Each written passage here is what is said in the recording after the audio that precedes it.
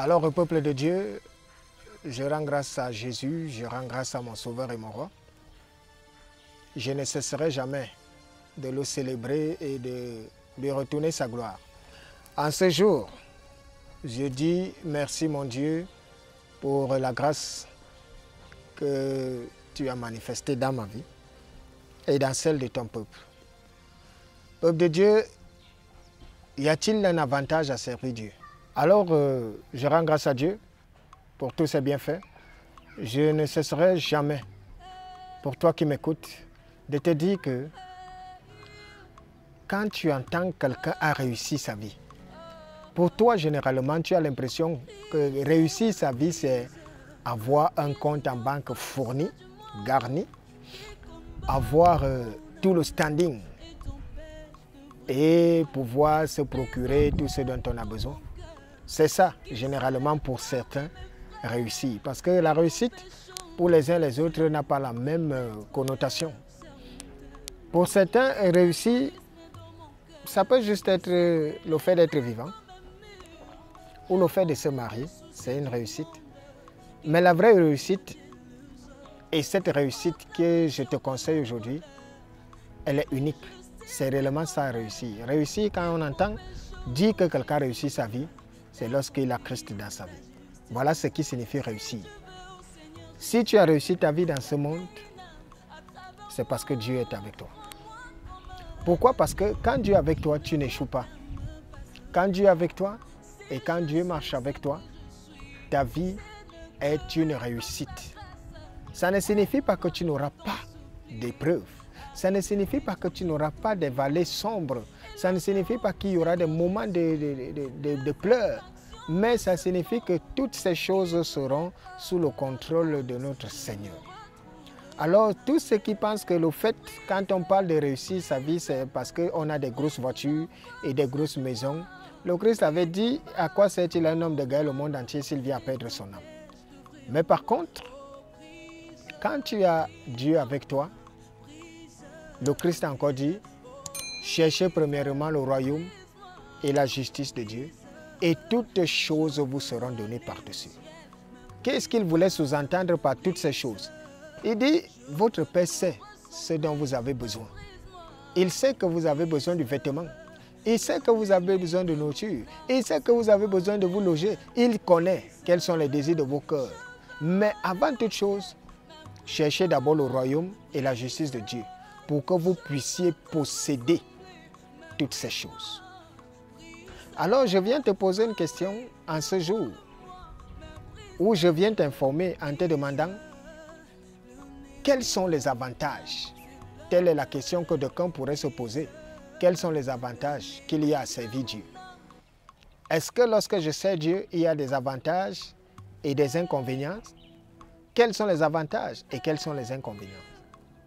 Alors je viens te dire, il y a des avantages dans le service avec Dieu, dans la marche avec Dieu. On a tout à gagner lorsqu'on sert Dieu. Lorsqu'on sert Dieu, lorsque tu viens te connecter à l'alliance avec Dieu, Dieu a l'obligation dans l'alliance de veiller sur toi, premièrement. Le premier avantage que Dieu t'apporte dans le service, c'est de veiller sur ton âme. Et lorsque Dieu veille sur ton âme, ça signifie quoi? Il doit t'accorder et t'apporter la longévité. Pourquoi? Parce que souvenons-nous du commandement avec promesse, honore ton père et ta mère, afin que tes jours, afin que tu vives longtemps sur la terre que l'Éternel, ton Dieu, te donne. Donc, le souci premier de Dieu, dans les avantages qu'il apporte dans ton service avec lui, c'est qu'il doit veiller sur ton âme. Et lorsqu'il veille sur ton âme, il ne veille pas que sur ton âme. Il doit te mettre en sécurité. Et la sécurité que Dieu te donne, c'est qu'il te met à l'abri du besoin. Il doit te mettre à l'abri du manque. Pourquoi? Parce que ce n'est pas une gloire pour un enfant de Dieu d'être exposé ou d'être en charge à quelqu'un. Nous savons tous dans notre jargon que la main qui donne a toujours été et sera toujours au-dessus de celle qui reçoit. Par conséquent, un enfant de Dieu ne doit pas être cette main-là qui reçoit, mais elle doit être cette main-là qui donne. Parce que la main qui reçoit est sous le joug de celle qui donne. Dieu ne t'a pas appelé à l'esclavage. Dieu ne t'a pas appelé à la dépendance d'un homme. Il t'appelle à dépendre de lui. Les avantages du service. Lorsque Dieu t'appelle à son œuvre et que tu le sais, les hommes ont prévu des avantages. Quand on occupe une fonction ou un poste de responsabilité, le décret va avec. Et le décret stipule souvent que les avantages prévus selon la réglementation en vigueur. Et dans le service avec Dieu, il y a aussi ce décret qui te dit que quand tu es enfant de Dieu, tout ce qui doit être ton partage doit être la prospérité, l'abondance. Mais est-ce que ça signifie que tu n'auras pas d'épreuves? Non, ça signifie qu'au moment ou pendant les épreuves, ce n'est pas toi qui vas gérer comme un peu un délit.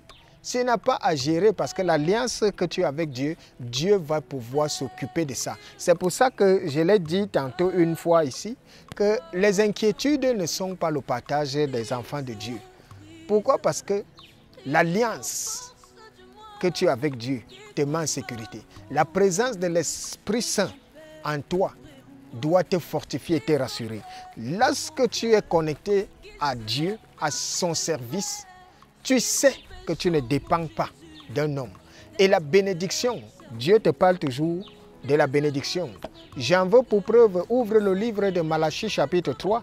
Lorsque tu le parcours, Dieu te dit, tous ceux qui sont à mon service doivent me mettre à l'épreuve. Vous me mettez à l'épreuve pour voir si pour vous je ne veux pas ouvrir les écluses des cieux.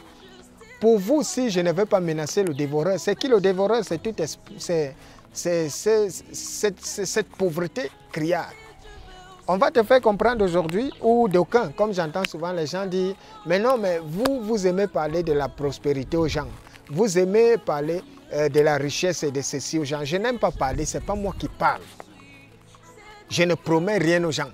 Je ne viens pas ici pour te promettre que tu seras riche. Dès que tu viens devant Dieu, tu deviens riche le lendemain. Mais je viens te dire que Dieu a dit que lorsque tu as un service et que tu me sers, je dois te bénir. Il te parle de la bénédiction. Et la bénédiction de Dieu, c'est quoi? C'est qu'il doit rendre prospère tout ce que tu touches.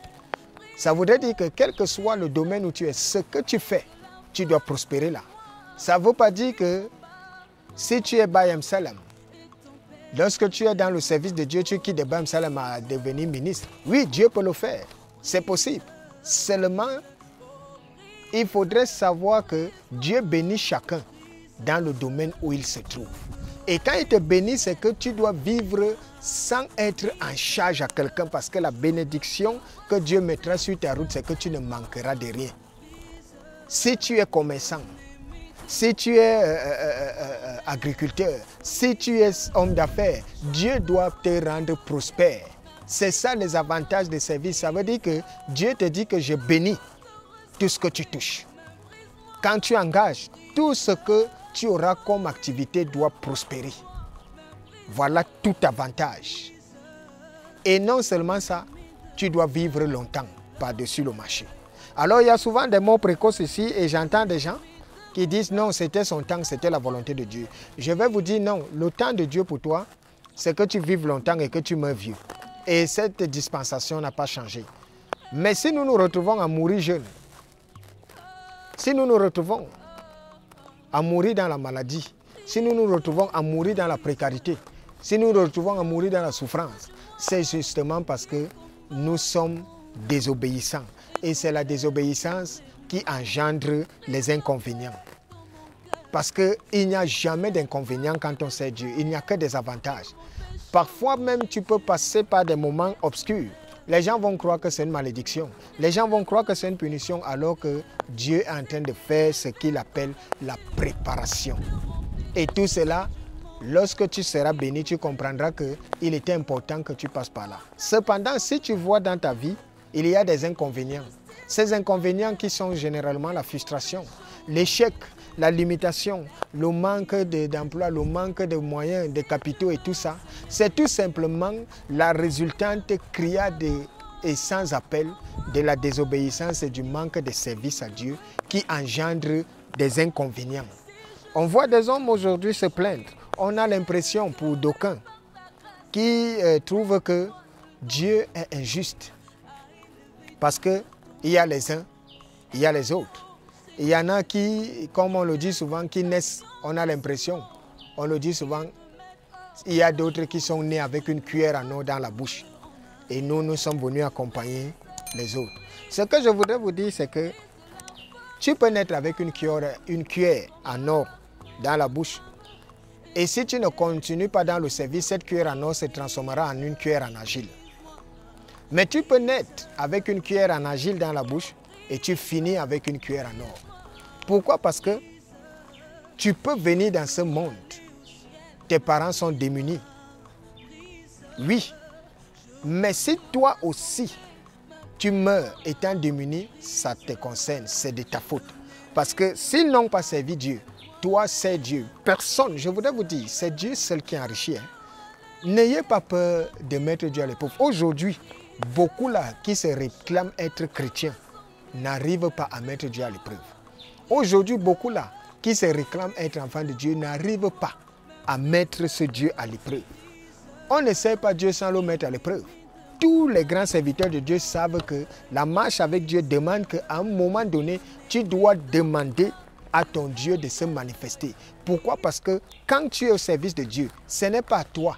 Mais je le dis toujours, c'est à Dieu de montrer aux hommes que tu le sers. Et lorsque Dieu doit montrer aux hommes que tu lui appartiens, qu'est-ce qu'il fait? Il te bénit. Et quand il te bénit, il dit la bénédiction, sa bénédiction ne souffre d'aucun châtiment. Quand Dieu te bénit, sa bénédiction est de telle sorte que des hommes doivent toujours être stupéfaits. Lorsque Dieu a béni ou quand il bénit un homme, vous verrez toujours des gens tout autour de lui être surpris. Pourquoi? Parce que ce que Dieu met dans ta vie doit toujours susciter l'admiration. Alors, y a-t-il un inconvénient quand on sait Dieu? Je vous dis, aucun inconvénient. C'est d'abord le seul endroit où il n'existe pas d'inconvénient dans le service avec Dieu. Mais il y a l'inconvénient, il y a des inconvénients qui se manifestent lorsque nous ne servons pas Dieu. Automatiquement, nous sommes exposés. Quelqu'un va me dire, oui, mais il y a des gens qui ne servent pas Dieu, mais qui sont prospères, qui sont riches, qui sont bénis. C'est de là où je voudrais vous dire, non, c'est un problème de compréhension. Ce que toi tu crois que c'est une bénédiction, si tu penses que quand quelqu'un possède des grands biens, c'est une bénédiction, c'est qu'il est béni, c'est que tu n'as rien compris. Parce que quand il possède tout ça, et que ce n'est pas Dieu qui le lui a donné, la première chose, et tous ceux qui sont dans cette situation le savent, ils ne sont pas en paix. Premièrement, ils n'ont pas la paix. Alors à quoi ça te servirait de gagner le monde entier et de perdre ton âme? À quoi ça te servirait d'avoir compromis ton esprit et ton âme et de ne pas jouir de toutes ces choses? Par conséquent, quand Dieu bénit un homme, c'est la paix, c'est la sérénité, c'est la sécurité. Et Dieu bénit. Ça, je voudrais vous rassurer. Dieu bénit, il y a des hommes sur cette terre. Quand vous étudiez ou quand vous lisez l'histoire de Salomon, il n'y aura plus personne de béni comme lui. Ne voyez pas toutes les richesses. Et ce n'est pas la richesse qui est une bénédiction. La richesse matérielle n'est pas une bénédiction. La richesse, la vraie bénédiction est la présence de Dieu dans ta vie. Quand Dieu est dans ta vie, c'est une bénédiction. Pourquoi? Parce qu'il te donne et la richesse matérielle et la richesse spirituelle. Or, il y en a qui possèdent la richesse spirituelle. Il y en a qui possèdent la richesse charnelle, mais qui n'ont pas la richesse spirituelle. Généralement, ceux qui ont la richesse spirituelle ont aussi la richesse charnelle. Mais si c'est ton cas, toi qui m'écoutes par exemple, qui te dit oui, mais je sais Dieu et je ne suis pas béni. Alors je vais t'expliquer qu'il y a beaucoup de choses.